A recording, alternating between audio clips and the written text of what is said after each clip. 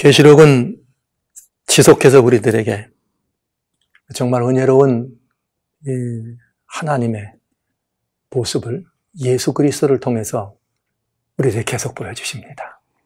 자, 우리 이제 또 읽어나갑니다.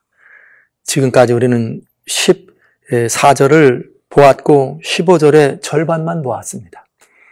여기에 그의 발은 풀무에 단련한 빛난 주석과 같고 그의 음성은 많은 물소리와 같으며, 그의 음성은 뭐와 같으며? 많은 물소리와 같으며. 여기 예수님의 음성이 많은 물소리와 같다. 여기 이렇게 나와 있는 그 예수님의 이 음성은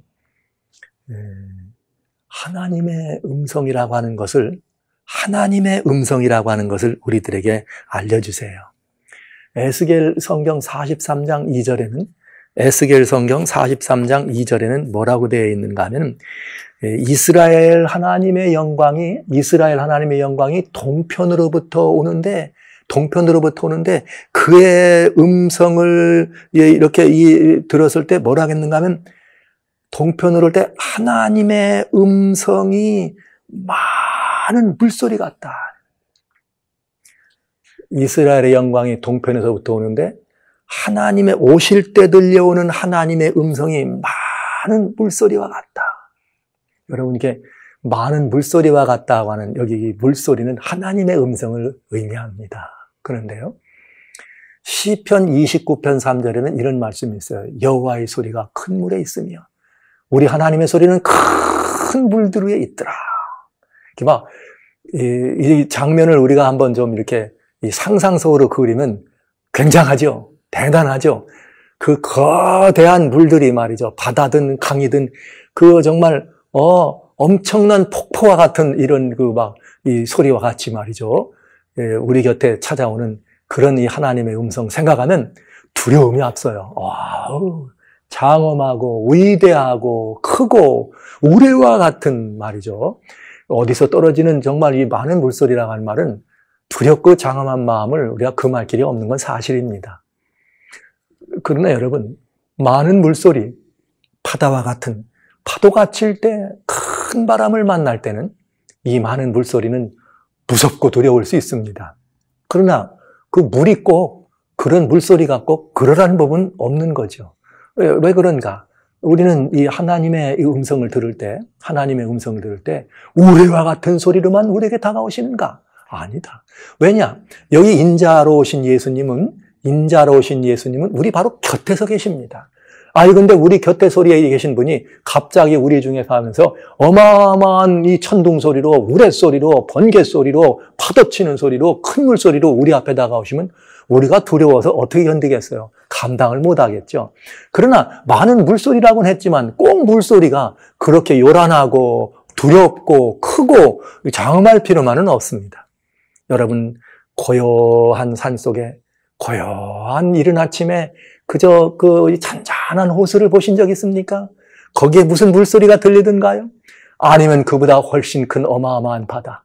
저는 가끔 이렇게 고향이 이렇게 이 바다가 가까운 곳에 이 고향이 있었기 때문에 어린 시절에 종종 가끔 이 새벽이 오기 전에 깊은 밤에 달이 떴을 때 고요한 바닷가에 나가서 그 바닷가 모래 위에 앉아서 바다를 바라본 적이 참 많이 있습니다. 지금도 기억이 새록새록. 고요한 바다, 아무것도 안 들리는 것 같지만 그 바다에서 나는 그 소리는 얼마나 자상하고 얼마나 세미하고 얼마나 마음을 따뜻하게 해줬는지. 저는 소년 시절에 그 바다를 바라보면서 바다에 비친 달도 바라보고 또 그 저녁에 달을 보면서 이 별빛을 바라보면서 때로는 이 어린 소년의 마음이 이 정말 형언할 수 없는 그런 이 자상함 때문에, 소년의 마음 때문에 이 눈물을 흘려도 보고 그런 기억이 많이 있어요, 지금도. 제가 이 성경 말씀 읽으면 그 장면을 이렇게 연상하게 됩니다. 그때 내게 들려온 이 바닷소리는 풍랑이 일어나가지고 거대한 풍랑이 올 때 치는 그 철썩거리는 파도만 있던 그런 무서운 바다만이 아니었습니다. 정말 자상하고 포근하고 어머니 분보다 더 정말 포근한 모습으로 바다 앞에 펼쳐 있는 그런 바다를 보면서 저는 오늘 여기 많은 물소리와 같은 예수님의 음성이 악을 징벌하고 이 땅에 일어나는 악을 징벌하고 우주에 가득한 죄의 역사를 끝장내실 때 우레와 같은 소리로, 천둥 소리와 같은 소리로 이 모든 것들을 도말하시려고 하는 하나님의 음성을 들을 수 있습니다. 그러나 그런 하나님의 모습으로만 우리 주님이 찾아오신 것이 아니라 우리 곁에 오셔서 자상하고 따뜻하고 포근한 가슴, 넓은 가슴을 가지고 이 많은 물소리처럼 찬잔하게 고요하게 우리 곁에 찾아오시는 그런 인자 같은 예수님을 볼 수 있다는 거죠. 제가 이 예수님의 음성을 몇 가지를 좀 들려주려고 그래요. 요한복음이라고 하는 성경 10장, 요한복음 10장 27절엔 이런 말씀이 있어요. 우리 주님께서 말씀하시기를 저희가 내 양이 아니므로 내 음성을 듣지 않는다. 내 양은 내 음성을 듣는다. 여러분, 양이 듣는 목자의 음성은 무슨 음성입니까? 뭐 거대한 파도 같은 음성 아닙니다. 양이 듣는 목자의 음성은 고단하고 지친 양들의 궁둥이를 두드리고 등을 쓰다듬고 피곤해 져들고 배고픈 양들을 푸른 초장으로 인도하는 따뜻하고 자상한 목자의 음성을 듣지 않겠어요? 이리 오너라, 이리로 가자. 저기리 갈까, 이리로 가자. 이런 목자의 음성으로 찾아오는 예수님의 음성을 우리는 이곳에서 찾을 수가 있는 것입니다. 여러분, 양들이 말이죠. 양들이, 이스라엘의 양들이 이렇게 밖에서 있는 천막에서 치는 사람들, 또 그리고 저 들에서 머물면서 이 목동과 함께 머무는 그런 양들은 주인의 음성만 듣는데요. 다른 목자가 와가지고 불러도 절대로 대답을 않는답니다. 여러분, 이렇게 내 양을 알고 양도 또 자기 목자의 음성을 안다고 하는 것이 얼마나 복된 일입니까? 예수 그리스도께서 우리들에게 오실 때 그런 모습으로 그 피곤하고 먼 길을 먼 행로에 지쳤던 양들을 말이죠. 한 마리 한 마리 우위로 하면서 목자와 함께 양우리로 인도하는 그 목자, 이 배고팠던 그 양들을 말이죠. 이렇게 잘 다독거리면서 푸른 초장으로 인도하면서 여기 푸른 풀이 있다. 마음껏 먹어라. 그 인자하고 자상한 그 목자의 음성들을 양들은 잘 알고 있다는 것이죠. 그런 목자의 음성으로 주님은 우리에게 다가오십니다. 내 양은 내 음성을 알고 또 나는 내 양들의 음성을 안다는 모습이죠. 주님이 여러분의 음성을 아십니다. 그렇다면 여러분도 주님의 음성을 좀 알으셔야 되지 않겠습니까? 알아야 그 음성을 듣고 따라가지 않겠습니까?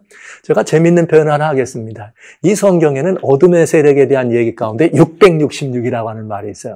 제가 이런 표현을 종종 씁니다. 여러분이 살아가는 삶에서 여러분의 주파수를 666, 세상의 주파수, 어둠의 주파수, 우리를 그릇된 길로 인도하거나 세상을 고난의 길로 인도하거나 많은 어려움들을 찾아오게 하는 그런 다양한 주파수는 666 주파수가 아니라 오늘 제가 7이란 말을 여기에는 이 절대적이 완전하고 하나님께 속한 수라 말씀드린 것처럼 여러분의 삶의 이 모든 관정에 여러분의 삶의 주파수를 37, 777, 37 예수님의 주파수로 맞춰보시면 어떻겠습니까? 그러면 아마도 이 양들을 그래 인도했던 우리 주님, 그 따뜻한 목자의 모습으로 곁에 다가오신 그 예수님께서 여러분의 음성을 드시고 여러분은 여러분 주님의 주파수에 맞춰진 그 주파수에 따라서 여러분들을 향기로운 인생길로 귀하여쳐 향기로운 꽃밭길로 푸른 초장으로 인도하시는 그리스도 예수의 음성을 들을 수 있으리라고 확신합니다. 예수님의 음성은 어디 그런 음성뿐이 아니죠.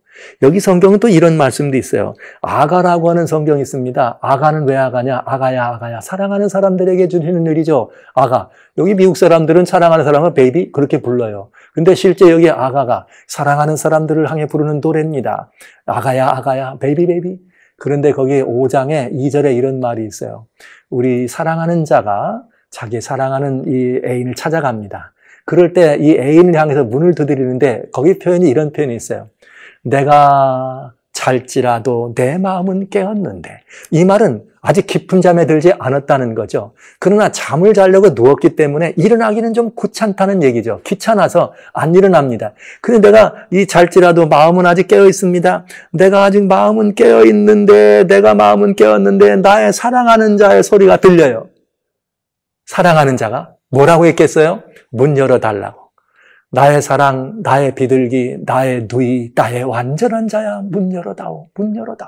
그런데 이 연인의 음성은 정말 구슬프기 한이 없습니다. 하도 이 문을 안 열어주니까 하도 문을 안 열어주니까 뭐라고 이어서 계속 얘기하는가 하면은 내가 말이야 지금 문 열어줘. 내 머리에는 이슬이, 내 머리에는 이슬이, 내 머리털에는 밤이슬이 가득하였다.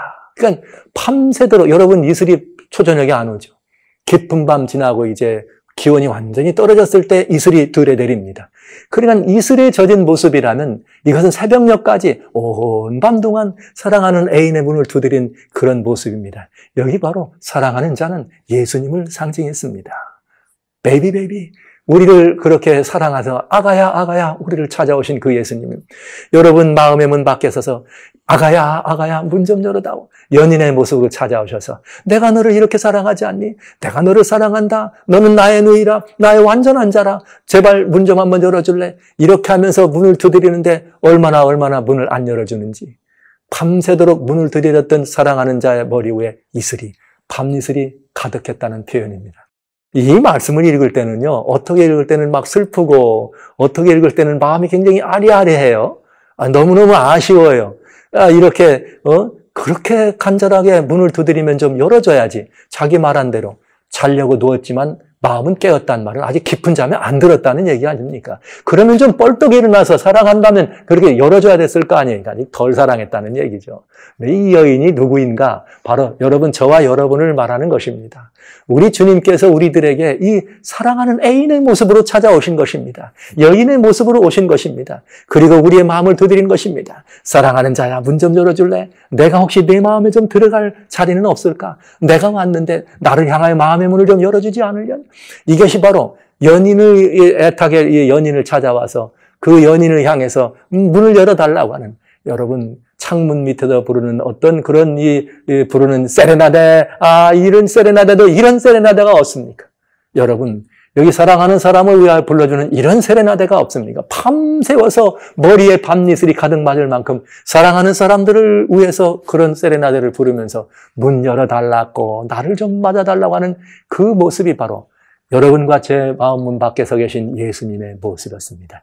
이 음성이 많은 물소리예요. 이 음성이 벼락 같은 소리? 아닙니다. 이 음성이 새벽에 들려오는, 고요한 속에 들려오는 사랑하는 주님의 그 아름다운 성령의 세미한 음성을 통하여 우리의 마음 가운데 우리를 사랑하시는 하나님의 그 크신 사랑이, 지극히 크신 사랑이 우리 곁에 다가오면서 우리의 마음을 좀 열어달라고, 그리고 우리 좀 주님과 더불어서 좀 어떻게 좀 한번 해보자고, 이렇게 간절한 마음으로 진심으로 사랑하는 연인들의 호소와 같이 사랑하는 사람을 위하여 아가 문 열어다고 하는 이런 마음으로 우리 곁에 찾아오신 예수님의 음성을 우리는 들을 수가 있는 것이죠. 이런 모습으로 인자 예수님이 우리 곁에 오셨습니다.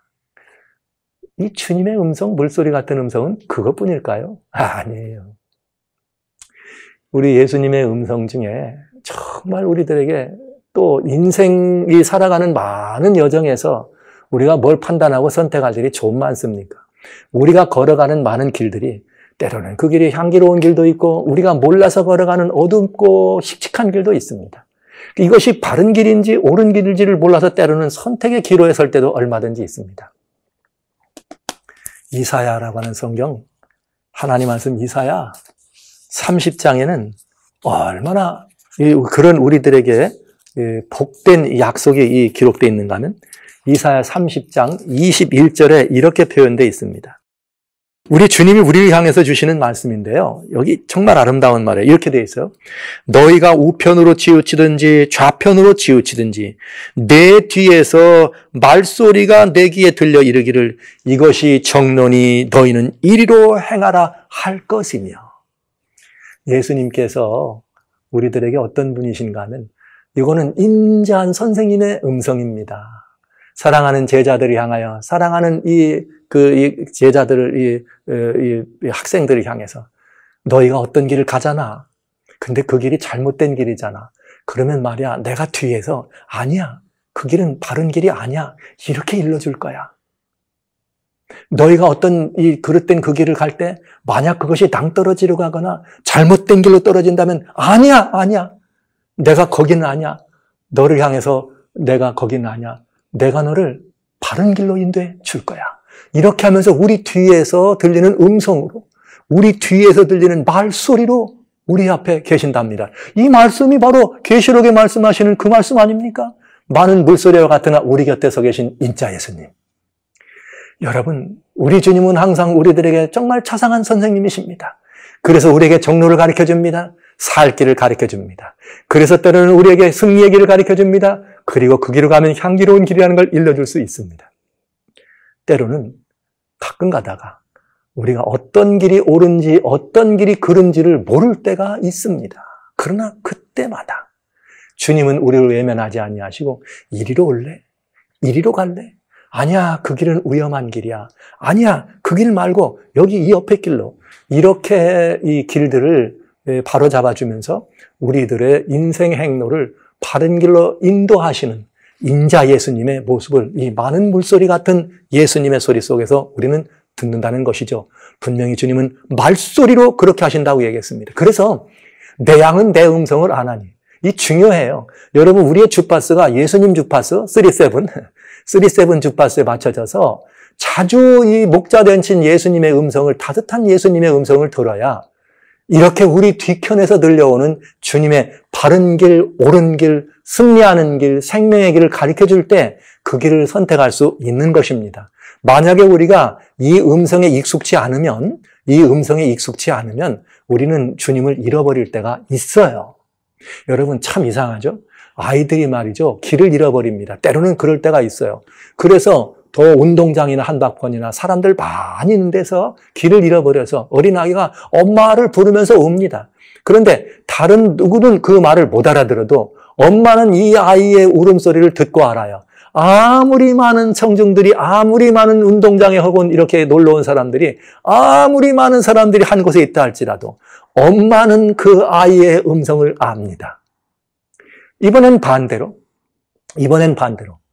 이 아이는 또요, 엄마의 음성을 알아. 많은 사람들이 있지만, 많은 사람들이 운동장에 있든 어디죠, 이렇게 많은 사람들이 보이는 광장에 있든 어디에 있든지 이 아이는 또 엄마가 자기를 부르는 소리를 안다는 거죠. 이게 내 음성을 알고 나는 그 음성을 안다는 얘기 아닙니까? 근데 이렇게 알고 익숙해져야 어떤 일이 벌어지는가? 아니야. 따뜻한 선생님의 모습으로. 아니야. 그 길은 위험해. 좋아. 그 길 계속 가는 거지. 그래, 잘하고 있어. 이런 격려의 음성도, 또 아니라고 하는 이렇게 다른 길로 방향을 바꿔주는, 수정해 주시는 음성도, 때로는 우리들에게 위험해! 다급하게 멈춰서라고 하는 이 스탑 사인을 말하는 멈춰서라고 하는 이런 음성도, 주님의 음성, 우리의 뒤에서 들릴 때 내가 말소리로 너희 뒤에서 아니야, 맞아, 이렇게 말해 주리라고 하신 주님의 약속을 우리 것으로 소유하고 누릴 수가 있지 않겠습니까? 이분이 인자 예수님, 우리 곁에 계신 예수님입니다. 그런데요, 양의 이 목자로서 우리 곁에 오시는 그 목자의 따뜻한 음성, 정말 착하고 정말 선하고 정말 따뜻하고 자상하신 선생님의 음성으로, 제자들을 양육해주는 선생님의 음성으로, 어디 그뿐 아니죠. 정말 그렇게 이 사랑하는 연인의 음성으로, 연인의 마음으로 우리 곁에 찾아오신 예수님이 계실 때 저희는 그래도 이 예수님의 이 마지막 이 호소의 음성을 들어야 합니다. 이것이 계시록에 나와 있는 이 말씀이죠. 요한계시록에 나오는 마지막 주님의 호소의 음성은 어떤 부분이 있는가 하면 계시록 3장입니다. 이제 나중에 또 한번 더 보겠습니다만 3장 20절에 보면 예수께서 우리들을 향해서 참 정말 은혜가 되고 행복하게 할 뿐만 아니라 평화를 줄 뿐만 아니라 한편으로 생각하면 죄송스럽고 한편으로 생각하면 너무 주님께 죄송스러운 표현이 있어요. 그게 뭐냐? 아까 아가서에도 그런 말씀이 있었습니다만 볼지어다 내가 문 밖에 서서 두드리노니, 계시록 3장 20절 얘기해요. 볼지어다 내가 문 밖에 서서 두드리노니 누구든지 내 이 음성을 듣고, 뭘 듣고? 내 음성을 듣고, 누구든지 내 음성을 듣고 문을 열면 우리 주님이 우리 안에 들어와서 나는 그로 더불어 먹고 그는 나로 더불어 함께 먹으리라. 여러분, 이 생명의 향수를 가지고, 생명의 이 향기를 가지고 우리 곁에 찾아오신 예수님이셨습니다. 저는 이 질문을 여러분에게도 한번 해봐야 합니다. 인자 예수님이 우리 곁에서 많은 물소리를 가지고 서 계신데 그냥 계신 것 아니죠. 뭐라고 계신가? 볼지어다 내가 문 밖에 서서 두드리노니. 이 세상의 모든 문은 문고리가 밖에 있어요. 열 수 있도록. 그러나 마음의 문은 문고리가 밖에 없다네요. 마음의 문은 문고리가 꼭 안에만 있답니다. 그 누구밖에는 못 열어요? 마음의 주인 된 나밖에는 못 연대요. 그래서 예수님도 인류의 주인이시고 창조주이시고 우리를 위하여 십자가에 달려 돌아가신 구속의 주인이신 그 예수님조차도 우리의 마음 문을 밖에서 열지 않으시고 우리가 열기를 기다려주시는 예수님의 모습을 봅니다. 문을 두드리십니다. 그리고 이렇게 말합니다. 문을 열어달라고. 네가 이 문을 열어주면 내가 들어가서 너는 나로 더불어 먹고. 여러분 인생에 승리하는 길, 성공하는 길, 무엇이 가장 사람들에게 가장 귀한 걸 가져다 줄까요? 어떻게 하면 승리할까요? 어떻게 하면 설국할까요? 우리 서점에 가보면 많은 책들이 있어요. 성공하는 7가지 습관에 관한 이야기, 성공하는 17가지 비결에 대해서, 성공하는 사람들의 생활, 여기 많은 얘기 있죠. 많은 것들, 부자 되는 이야기, 성공하는 이야기, 행복으로 가는 지름길. No! 그 모든 것들이 아무리 많다고 할지라도 성경은 단 한 분에 이렇게 말씀하십니다. 볼지어다 내가 문 밖에서 두드리고 있다.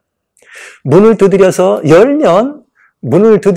열면 내가 들어간다. 여러분, 승리하는 길, 성공하는 길, 행복한 길, 이 평화를 누리는 길, 모든 것들로부터 위로를 얻는 길, 연약할 때마다 격려를 받는 유일한 길은 우리의 모든 문제에 대한 전문가, 인생을 지으시고 우리로 살게 하시고 우리를 위하여 자기의 몸까지라도 아낌없이 주시고 단 한 방울의 피남도 남기지 아니하고 우리를 다 주신 예수 그리스도를 우리 안에 모셔드리고 주님과 함께하는 길 아니겠습니까? 그러면 주님이 만약에 내 곁에 계시다면 부족함이 없어요? 모자람이 없어요? 연약하지 않아요? 주님이 나와 함께한다면 여러분 내게는 모든 것이 넉넉합니다. 충만하신 주님이 계시기에 모든 것이 여유롭습니다. 이것보다 더 큰 행복은 없는 것이죠. 이보다 더 승리하는 길은 없는 것이죠. 이보다 더 완벽한 성공은 없는 것이죠. 바로 그 인생의 최후의 이 모습들을 위해서 주님은 지금도 여전히 우리의 마음 밖에서 두드리고 계십니다. 문을 열어달라고. 그래서 주님은 우리 곁에 오신 것입니다. 멀리 계시지 않고요. 저 동네 어귀에 계신 분이 아니에요. 아니면 저 어디 전보쳐 가지고 이렇게 간다고 안 하신 분. 아니면 공항으로 올 테니까 마중 나오라 않으신 분. 우리가 어딘가로 그 주님을 찾아서 우리가 어딘가로 생명의 주님이시여 우리의 삶의 근원 되시는 이 주님을 찾아서 어딘가를 향해 달려갈 때 거기서 찾아가서 만날 수 있는 분이 아니라 어떻게 해요? 주님이 우리 곁으로 오셨습니다. 많은 물소리와 같이 듣기만 하면 됩니다. 열어달라고 하시는 주님의 음성으로 들으셔야 합니다. 이렇게 듣기만 하면 우리는 주님과 더불어서 먹고 주님은 우리와 더불어 먹음으로 우리 삶의 모든 부분들이 온전하게 완전하게 그리고 충만하게 주님과 하나됨으로 말미암는 복락을 누릴 수가 있게 될 것입니다. 사랑하신 성도 여러분, 초대교회에는 이런 이야기가 있어요. 어떤 이야기가 있는가 하면 이 사랑하는 사람들에 관한 이야기가 여기 있는데요. 이 아가서에도 말씀드렸습니다만 여기 지금 3장 20절 말씀 같이 나갑니다. 이런 말씀입니다. 이 같이 찬양을 합니다. 같이 성가대 활동을 하고 여러 가지 활동하니까 사랑이 아주 서로 마음을 주고받고 너무너무 행복해. 그래서 분명히 이 여인이 자기를 사랑하는 줄 알았어요. 그래서 이 총각이 이 사랑하는 이 여인과 같이 만나서 얘기하고 차도 마시고 많이 얘기하는데 헤어지기가 싫었습니다. 그래서 헤어지기 싫어서 무슨 일을 했는가 하면 꽃다발을 가지고 프로포즈를 한 거예요. 이 연인들이 헤어지지 않으려면 결혼해야 안 됩니까? 그래서 이 자기가 사랑하는 분명히 틀림없이 사랑하는 이 여인의 집에 찾아갑니다. 문을 두드렸습니다. 그 문을 두드리면 안에서 대답이 나왔어요. 그거 듣기 좋은 이 여인의 음성에 누구세요? 그러는데 밖에 나가가지고 이 총각이 얘기하는 것이 예 납니다. 그러니까 나가 누군데요? 그랬더니 자기 이름을 얘기합니다. 그랬더니 이 처녀가 이렇게 말합니다. 죄송합니다. 내 방은 공간이 너무 좁아서 두 사람은 들어올 수 없는 곳이랍니다. 돌아가 주세요. 이 나이 총각이 실망이 이만저만이 아니에요. 너무나 크게 실망했습니다. 너무나 크게 실망해서 어찌할 바를 알지 못하고 고민하면서 여러 날을 시름시름 앓면서 이리저리 방황하면서 도대체 분명히 나를 사랑하는 게 분명한데 왜 들어오지 말라고 그랬을까? 그 고민하다가 불현듯 한 깨달음이 있었습니다. 그 깨달음은 무엇이었는가? 이제는 이 총각이 말이죠. 큰 마음을 먹고 더 큰 꽃다발을 가지고 찾아갑니다. 문을 두드렸습니다. 그랬더니 누구세요? 그때 총각은 이렇게 대답합니다. 당신입니다. 그랬더니 문이 열리면서 어서 들어오시라고. 내가 얼마나 당신을 기다렸는지 모른다고. 그렇답니다. 사랑의 나라에는 수가 없대요.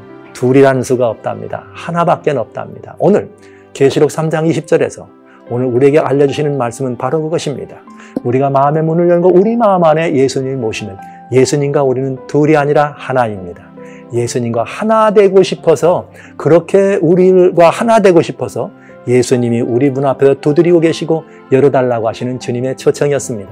오늘 많은 물소리로 우리 곁에 오셔서 우리의 마음을 열어달라고 그 세미한 음성으로 따뜻한 사랑의 소리로 우리의 문을 두드리시는 이 예수님의 소리를 들으시고 문을 열고 주님과 우리가 우리 방에 주님을 모심으로 하나 돼서 영원히 복되고 아름다운 예수님과 하나 되는 삶을 누려보지 않으시겠습니까? 그 자리로 여러분을 초청합니다.